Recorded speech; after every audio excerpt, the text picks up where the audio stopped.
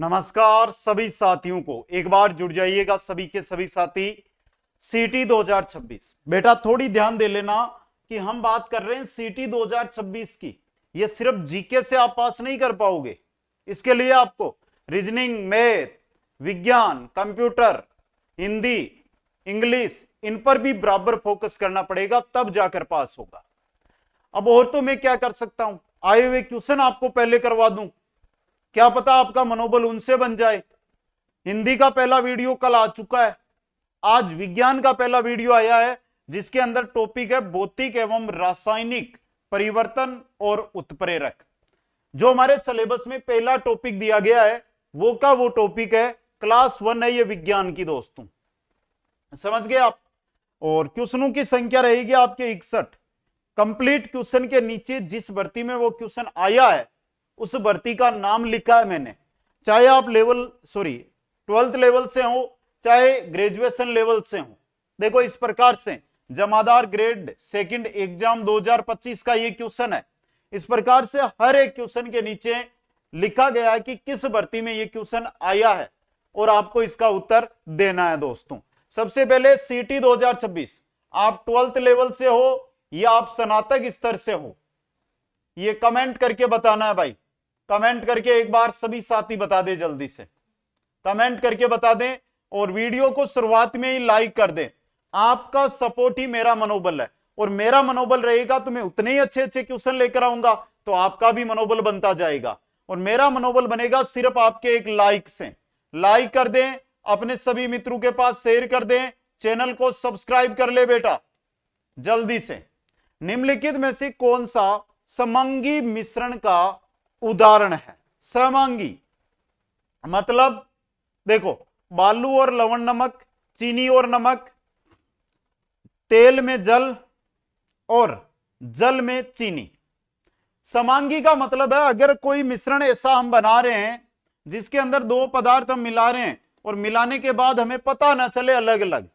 भाई नमक और पानी को मिलाओगे तो पता चलेगा क्या? देखो जल में चीनी है, यहां पे चीनी दी हुई है, नहीं नमक और रेत को मिलाओगे, नमक और तेल को मिलाओगे, लेकिन जल के अंदर अगर आप चीनी को घोलोगे तो इसका पता नहीं चलेगा। यह होता है समांगी मिश्रण, जिसके बाद पदार्थ एक बनता है, उसमें पता अलग अलग पदार्थ का न चल सके। नेक्स्ट, सामान्य भौतिक प्रक्रिया के द्वारा कौन सा परिवर्तन सर्वाधिक सुगमता से उत्क्रमित हो जाता है? दूध का खट्टा हो जाना, बालू और जल का मिश्रण, अंडे का तलना, सीमेंट का जमना। देखो भौतिक प्रक्रिया के द्वारा कौन सा परिवर्तन है जो सर्वाधिक सुगमता से उत्क्रमित हो जाता है? बालू और जल का मिश्रण। कैसे? बालू को गर्म करो, जल उड़ जाएगा, बालू बच जाएगी, हो गए ना उत्क्रमित, यानी अलग अलग। ठीक है, नेक्स्ट क्वेश्चन देखो, नीचे दो कथन दिए गए। पहला है चांदी की वस्तुएं वायु में उदासित होने पर कुछ समय पश्चात काली पड़ जाती है। अगर आपने गले के अंदर, हाथ के अंदर चांदी पहन रखी है तो क्या लिखा है कि वायु से उदासित होने पर, वायु से क्रिया करके काली होती है। ये रियलिटी है, या मत सोचना कि सर मेरे को तो चांदी नहीं नकली चांदी दे दी, चांदी काली पड़ती है। चांदी वायु में तांबे के साथ अभिक्रिया करके चांदी पर कॉपर कार्बोनेट की परत चढ़ा लेती है या चढ़ा देती है। गलत है बेटा, चांदी है ये किससे क्रिया करती है? चांदी क्रिया करती है सल्फर से। चांदी किससे क्रिया करती है बेटा? सल्फर से क्रिया करती है, और सल्फर से क्रिया करके सिल्वर सल्फाइड बनाती है। क्या बनाती है? Silver sulphide. तो यह गलत दिया हुआ कारण, यह पहला सही है, ए सही है, लेकिन आर सही नहीं है। ऑप्शन स आपका यहां पर सही रहेगा। नेक्स्ट क्वेश्चन है, बुझे हुए चूने के विलयन का उपयोग दीवारों की सफेदी करने में किया जाता है। सफेदी करने के 2-3 दिन बाद दीवारों पर चमक आ जाती है, इसका कारण क्या है? डिप्यूटी कमांडेंट एग्जाम 2025 के अंदर यह क्वेश्चन आया था भाई। देखो ध्यान दो भाई, बुझा हुआ चूना उसके विलयन से दीवारों पर क्रिया करेंगे, तो ध्यान दे बेटा। देखो बुझा हुआ चूने का सूत्र होता है CaOH2 प्लस, ये दीवारों पर करने के बाद ये कार्बन डाइऑक्साइड से क्रिया करेगा, और कार्बन डाइऑक्साइड से क्रिया करने के बाद CaCO3 CaCO3 प्लस H2O। समझ गए आप? तो ये पतली परत बनती है, सही है। तो यहां पर क्या हो रहा है, CaCO3 कैल्शियम कार्बोनेट है, ये क्या है आपका, कैल्शियम कार्बोनेट। क्या बना ये, कैल्शियम कार्बोनेट बना। और कैल्शियम कार्बोनेट की एक पतली परत का निर्माण होता है भाई। ठीक है, समझ में आ गया। अगले में चलो। हाँ बेटा, पीडीएफ है, टेलीग्राम पे आ जाएगी, कुचामन ऑनलाइन क्लासेज, लाइव बेच ज्वाइन कर लेना। मूल किताबों से पढ़ना है आपको, इन किताबों से पढ़ना है। तो अभी कुचामन ऑनलाइन क्लासेज का लाइव बेच ज्वाइन कर लो बेटा। ठीक है, आगे देखो। जब अमोनिया गैस का पानी में विलय किया जाता है तो एक उत्क्रमणीय अभिक्रिया होती है, NH4 प्लस H2O बराबर NH4 प्लस OH माइनस। इस संदर्भ में निम्नलिखित कथनों पर विचार कीजिएगा। कथन क्या दिए गए हैं वो देखें।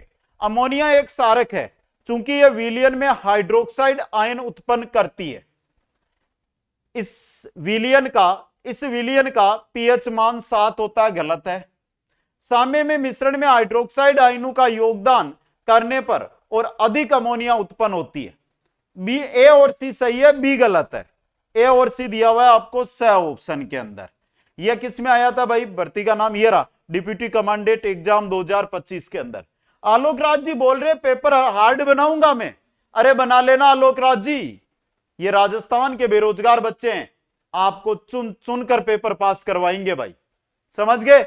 आगे चलो, क्वेश्चन नंबर 6 में निम्नलिखित में से कौन सा भौतिक परिवर्तन का एक उदाहरण है। लोहे पर जंग लगना भौतिक नहीं, रासायनिक है, लेकिन क्रिस्टलीकरण यह भौतिक परिवर्तन में आता है। ठीक है, नेक्स्ट।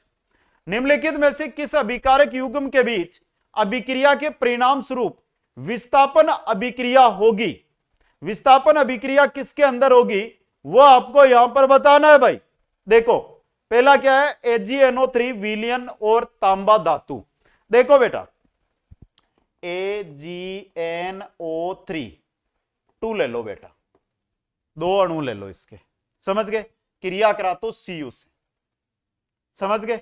अब क्या उत्पन्न होगा, CuNO3 समझ गए, प्लस 2Ag।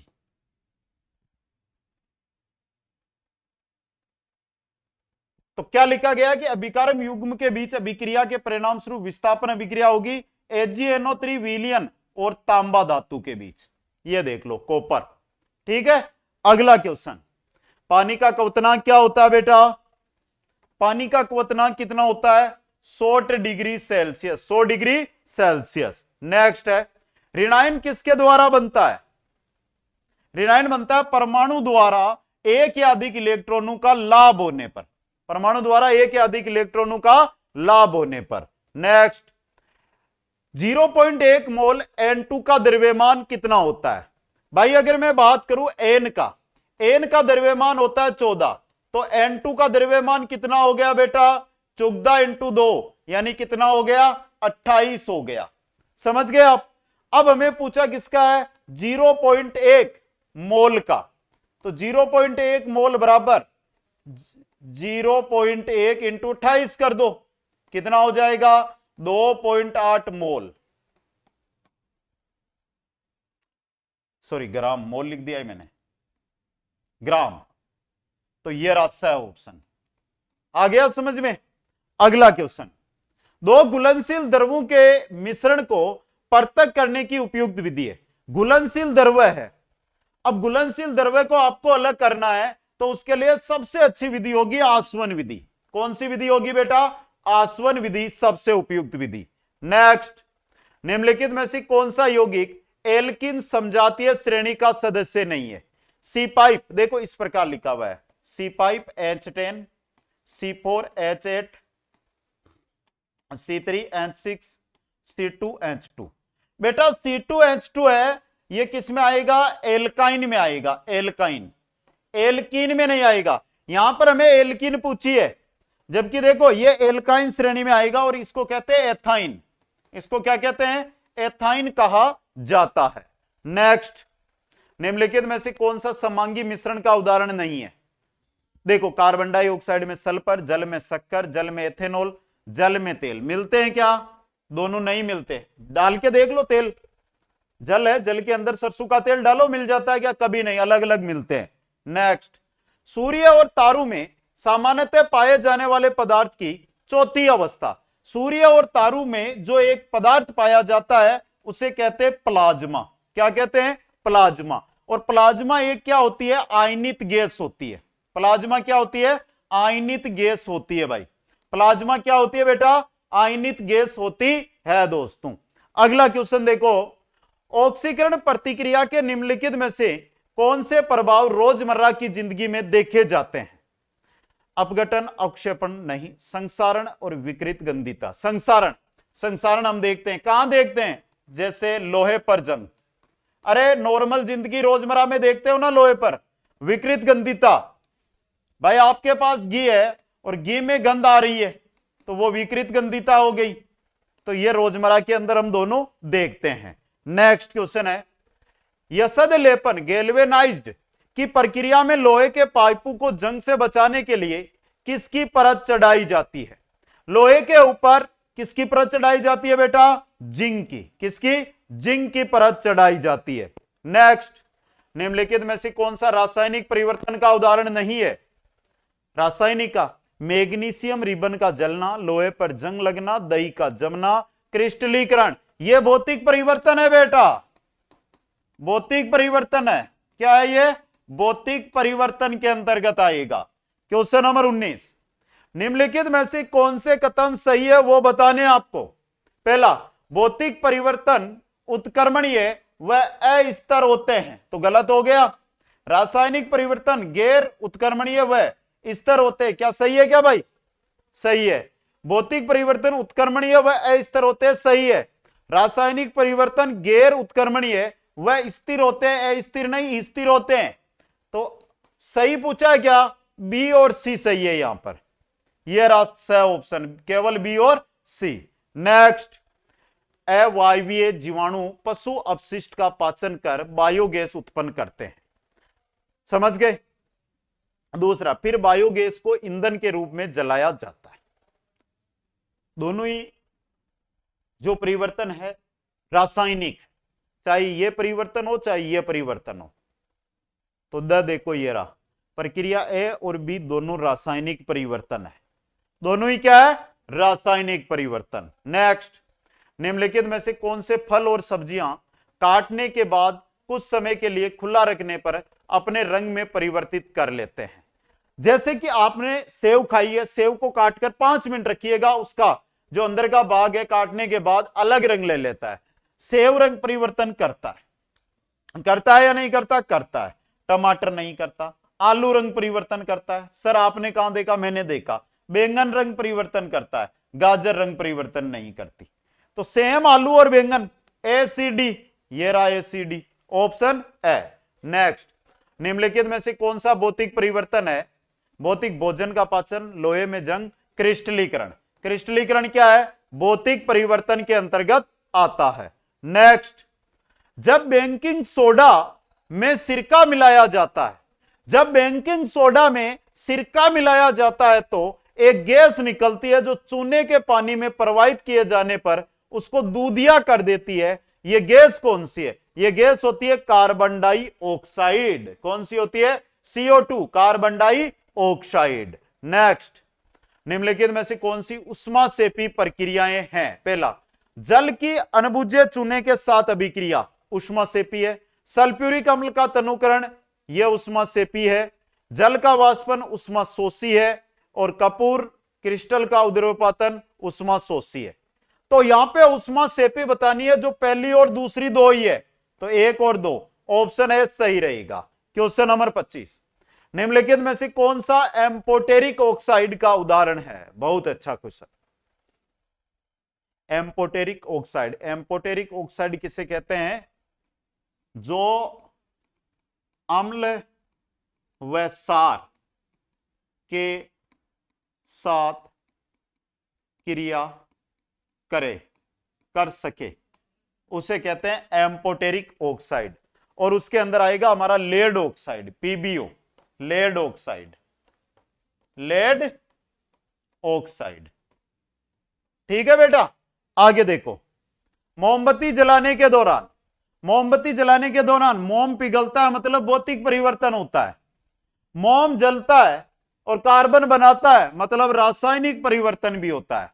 तो भौतिक एवं रासायनिक दोनों परिवर्तन देखे जा सकते हैं। नेक्स्ट, भौतिक परिवर्तन के बारे में निम्नलिखित में से कौन सा कथन सही है? उन्हें आसानी से उल्टा नहीं किया जा सकता। भौतिक गुण जैसे आकृति, आमाप, आकार, रंग अथवा अवस्था नहीं बदलते। एक या एक से अधिक नए पदार्थ बनते हैं। पदार्थ की रासायनिक संरचना अपरिवर्तित रहती है। भौतिक परिवर्तन के अंदर जो रासायनिक संरचना होती है वो अपरिवर्तित रहती है। याद रखना, यह सही है आपका। नीचे दिए गए अणुओं के युग्मों में से यौगिकों के युग्म को पहचानिए। यौगिक का मतलब जिसमें दो परमाणु मिले हुए हो। किसके अंदर है भाई? देख के बताओ। इसमें O, इसमें HH है, इसमें PP है। यहां पे देखो C और O, N और H, ये यौगिक है। अगला देखो, एक जादूगर जादू दिखाता है और अमोनियम हाइड्रोक्साइड युक्त, अमोनियम हाइड्रोक्साइड युक्त NH4OH युक्त गिलास में एक रंगीन विलयन मिलाता है। रंगीन विलयन HCl मिलाता है तथा सभी को अमोनियम क्लोराइड के सफेद धुएं से चकित कर देता है। अमोनियम क्लोराइड NH4Cl, तो बचा क्या? H2O। तो अमोनियम हाइड्रोक्साइड ये रहा और अमोनियम क्लोराइड ये रहा, तो मिलाया गया। ये क्या है? HCl को क्या बोलोगे? Sodium chloride. क्या बोलेगे? Sodium chloride. सोडियम क्लोराइड मिलाया इसने। किसमें आया भाई? ये पशु परीक्षण में आया था ना। अगला देखो, जब कार्बन डाइऑक्साइड गैस को चूने के पानी में प्रवाहित किया जाता है तो चूने का पानी दूधिया रंग का हो जाता है। इस प्रक्रिया को प्रदर्शित करता है किस? यह प्रक्रिया रासायनिक परिवर्तन। किसमें आती है? ये रासायनिक में। नेक्स्ट, निम्नलिखित में से कौन सा भौतिक परिवर्तन का एक उदाहरण है? दही का बनना, मोम का पिघलना, भौतिक परिवर्तन। मोम का जलना रासायनिक है, मोम का पिघलना भौतिक है। नेक्स्ट, ऊष्माक्षेपी अभिक्रिया का उदाहरण कौन सा है? साग सब्जियों का कंपोस्ट में विघटन, प्राकृतिक गैस का दहन, शोषण, सूर्य प्रकाश की उपस्थिति में सिल्वर क्लोराइड का सिल्वर और क्लोरीन में वियोजन। ऊष्माक्षेपी नहीं, ऊष्माशोषी का उदाहरण। ऊष्मा मिलेगी तभी, बिना ऊष्मा तो काम होगा ही नहीं। समझ गए?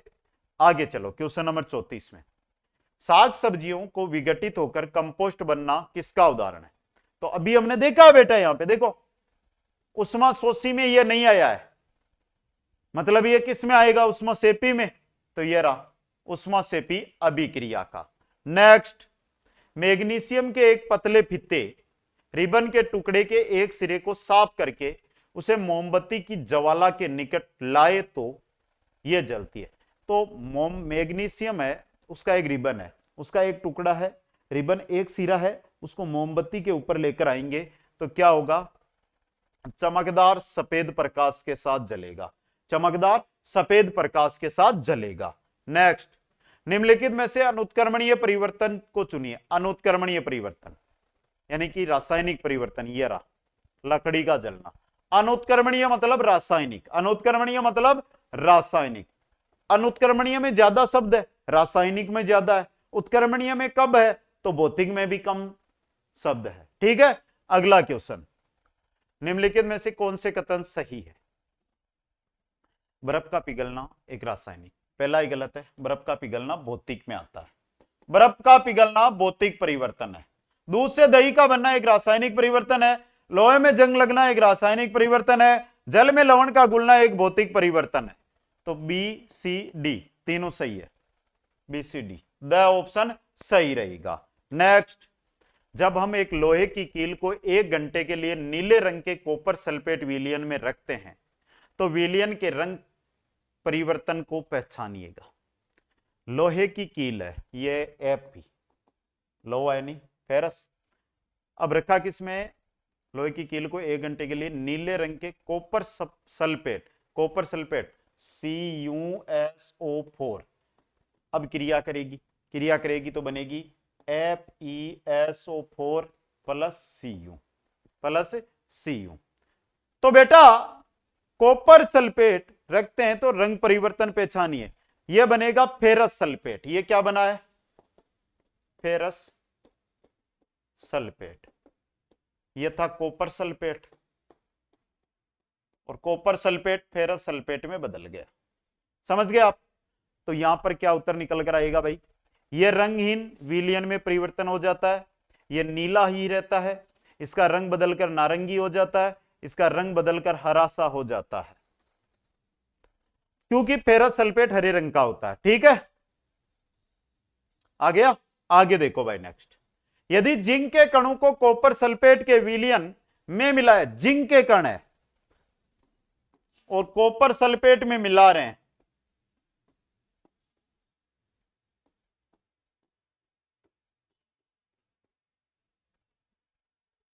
विलयन में मिलाया जाए तो क्या दिखाई देगा, जिंक और कॉपर सल्फेट ZnSO4, ये आपका रंगीन है, रंगहीन है, विलयन रंगहीन हो जाता है। नेक्स्ट, लोहे पर जिंक की परत को चढ़ाने की प्रक्रिया को कहते हैं, लोहे पर अगर जिंक की परत चढ़ा रहे हो तो इसे कहते हैं यसद लेपन। क्या कहते हैं, यसद लेपन। नेक्स्ट, निम्नलिखित में से कौन सा भौतिक परिवर्तन का एक उदाहरण नहीं है? देखो भाई, धातुकार आरी के ब्लेड को तेज गर्म करने पर उसकी नोक का रंग बदलना, पारक के लोहे के दरवाजों पर भूरे रंग की परत का बनना, यानी कि जंग लगना। जंग लग रहा मतलब ये रासायनिक परिवर्तन है, भौतिक परिवर्तन में थोड़ी आएगा, नहीं आएगा। नेक्स्ट, निम्न कथनों पर विचार कीजिए और अंत में दिए गए कोटू की सहायता से उत्तर का चयन कीजिएगा। देखो भाई, साधारणतः यह देखा गया है कि लोहे की वस्तुएं जब वायुमंडल में अनाश्रित होती है तब वे भूरे पाउडर की परत से आच्छादित हो जाती है, जिसको हम जंग कहते हैं। जंग अर्थात भूरा पाउडरी पदार्थ टेनिन के जमा होने से बनता है। भाई भूरा पाउडर होता है, भूरा पाउडर,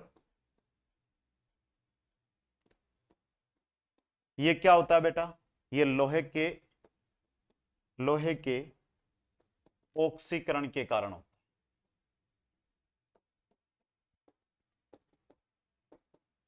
तो दूसरा गलत है, पहला सही है। एस सही है परंतु आर गलत है। नेक्स्ट, खाने के डब्बू कैन पर जिंक के स्थान पर टिन की परत चढ़ी होती है। क्यों होती है? क्योंकि जिंक टिन से अधिक क्रियाशील है। जिंक है ये टिन से अधिक क्रियाशील है, तो भाई टिन की होगी तो टिन क्रिया कम करेगी, जिंक तो क्रिया जल्दी करती है। नेक्स्ट, यदि हम एक सेब को काटकर कुछ समय के लिए प्लेट में छोड़ दे तो यह लाल भूरे रंग का हो जाता है। ऐसा के बनने के कारण क्या होता है? यह बनता है आयरन ऑक्साइड के कारण। सेब लाल भूरा क्यों हो जाता है? आयरन ऑक्साइड के कारण। नेक्स्ट, निम्नलिखित में से कौन सा रासायनिक परिवर्तन नहीं है? भोजन का पाचन है, हिमसेल, आइसबर्ग का पिघलना, यह भौतिक है भाई। यह क्या आपका भौतिक परिवर्तन है। कौन से परिवर्तन है ये? भौतिक परिवर्तन। नेक्स्ट क्वेश्चन है, रसोई में प्रयोग होने वाला ईंधन द्रव अवस्था में होता है, जब यह सिलेंडर से बाहर आता है तो यह गैस बन जाता है, परिवर्तन है, इसके बाद यह जलता है, परिवर्तन भी।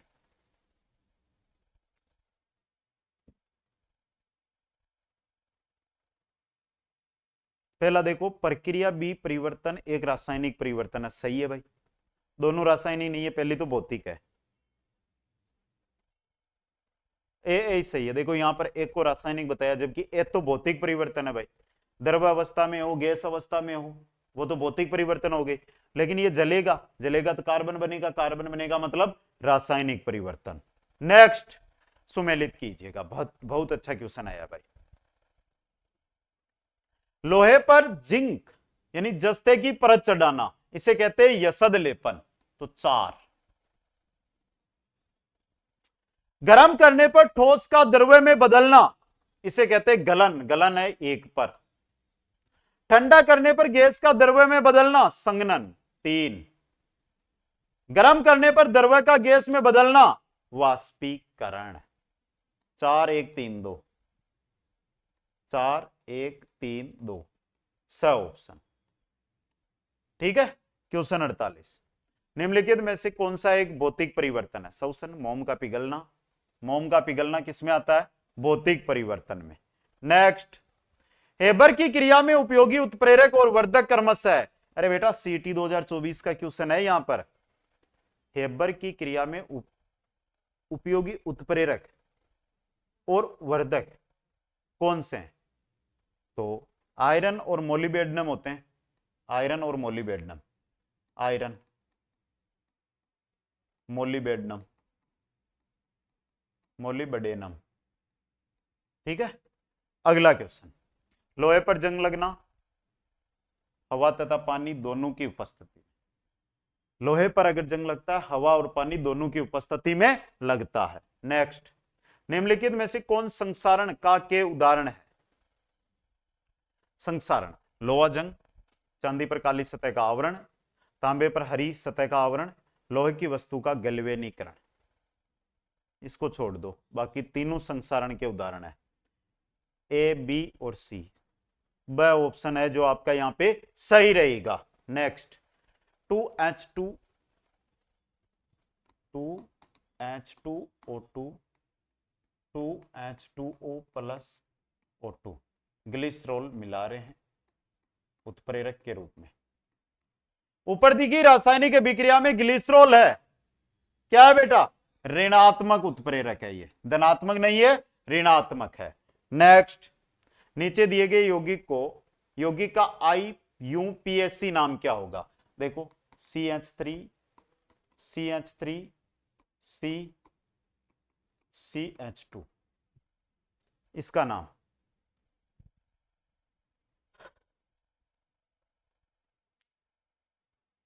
दो मेथिल एक प्रोपिन, 2 मेथिल 1 प्रोपिन। ठीक है। अगला क्वेश्चन, निम्नलिखित में से कौन सी भौतिक परिवर्तन की विशेषता नहीं है? परिवर्तन करने वाले कारण को हटाने पर यह परिवर्तित हो जाता है। केवल पदार्थों के भौतिक गुणों में, जैसे अवस्था, रंग, गंध इत्यादि में परिवर्तन होता है। नए पदार्थ का निर्माण होता है। भौतिक परिवर्तन के अंदर नया पदार्थ नहीं बनता। भौतिक परिवर्तन में नए पदार्थ का निर्माण नहीं होता। यह गलत है आपका, स ऑप्शन। नेक्स्ट क्वेश्चन 56, Fe2O3, थोड़ा सा टाइपिंग की वजह से है, +3CO, 2Fe+3CO3। ऊपर दी गई रासायनिक क्रिया में अपचायक क्या है? अपचायक है यहां पर CO, ये रहा अपचायक CO। अगला क्वेश्चन, सांद्र HNO3 और सांद्र HCl को क्रमशः अनुपात में मिलाकर ताजा एक्वारिजिया यानी अम्लराज मिश्रण बनाया जाता है। HNO3 और HCl इनको मिलाना है तो किस अनुपात में? 1:3 में, 1:3 में, 1:3 के अंदर। नेक्स्ट, निम्नलिखित अभिक्रियाओं में से 2SO2 plus O2 2SO3, N2 plus 3H2 2NH3, N2 plus O2 2NO, H2 plus 2, ये क्या कर दिया यहां पर? 2H2, यहां पर I को हटाओ, यहां पर 2 लिखो। कौन सी अभिक्रियाएं उत्प्रेरक की उपस्थिति में हुई है? पहली और दूसरी हुई है, तीसरी और चौथी नहीं हुई। 1 और 2, ये रहा 1 और 2। क्वेश्चन 59, वह अभिक्रिया जिसमें उत्पाद ही उत्प्रेरक का कार्य करता है। उत्पाद ही उत्प्रेरक का कार्य करे उसे कहते हैं स्वतः उत्प्रेरित, अपने आप उत्प्रेरित। और जिस दिन आप स्वतः उत्प्रेरित होकर पढ़ने लग गए ना, तो नए नए फल मिलेंगे आपको बेटा। अगला क्वेश्चन है CH3 CH2OH, CH3 CH3 CH2OH, CH3COOH, सारिये KMNO4 plus उष्मा। उपरोक्त अभिक्रिया में सारिये KMNO4 करता है, क्या कर रहा है भाई ये यहां पर, ये आपको बताना है। उत्प्रेरक, निर्जलीकरण, अपचायक, ऑक्सीकरण कर्मक, ऑक्सीकरण ही कर रहा है, तो ऑक्सीकरण कर्मक का कार्य ये कर रहा है। तो मेरे लाडलू ये थे क्वेश्चन। देखो बेटा थोड़ी जानकारी, भगना मत। सीटी 2026 राजस्थान जीके के इसी प्रकार क्वेश्चन देखना चाहते हो टॉपिक वाइज, तो इस नाम से चैनल है, ये नाम है ना, स्क्रीनशॉट लेके आराम से सर्च करना। ये मेरी फोटो लगी हुई है, इसके नीचे भी नाम लिखा हुआ है। सब्सक्राइबर अभी तो इतना ही है, अब आप बढ़ाओगे तो बढ़ेंगे भाई। ये सब्सक्राइबर है, नया चैनल सीटी के लिए ही, क्योंकि एक चैनल पर अब देखो इसके ऊपर आपको रीजनिंग, मैथ, कंप्यूटर है, हिंदी है, इंग्लिश है, विज्ञान है, ये तो कुछ अमन ऑनलाइन क्लासेस पे। जीके है ना, वो आपको इस पे करवाएंगे, तो इस पे जुड़ जाइएगा। बाकी देखो इन किताबों से पढ़ना है, क्योंकि मूल किताबों से आलोक राज जी ने बोल दिया पेपर आना है। राजस्थान में कोई तैयारी भी नहीं करवा रहा कुछ अमन ऑनलाइन क्लासेज को छोड़ के, इन किताबों से पढ़ना है। तो देखो ये रहा बैच, सीटी 2000 12th लेवल, स्नातक लेवल, योद्धा बैच। ऑफर प्राइस है ये, अभी रोजगार ऑफर चल रहा है, जाकर आप ज्वाइन कर लें। सभी साथी आज ही ज्वाइन करें। कोई डाउट हो तो देखो बेटा नीचे ये व्हाट्सएप नंबर है, इन पे मैं ही बात करूंगा व्हाट्सएप पे। ये कॉलिंग नंबर है, जिन पे ही मैं ही बात करूंगा, कॉल कर लो, व्हाट्सएप कर लो, बात करके आप कोई भी डाउट हो तो पूछ सकते हो। कोर्स ज्वाइन करके तैयारी में लगो। सभी को धन्यवाद। और भाई आपका सपोर्ट चाहिए, वीडियो को लाइक कर देना, शेयर कर देना, नए हो पहली बार हो चैनल को सब्सक्राइब करना, और इस चैनल को भी सब्सक्राइब करना। सभी को धन्यवाद। जय हिंद, जय भारत।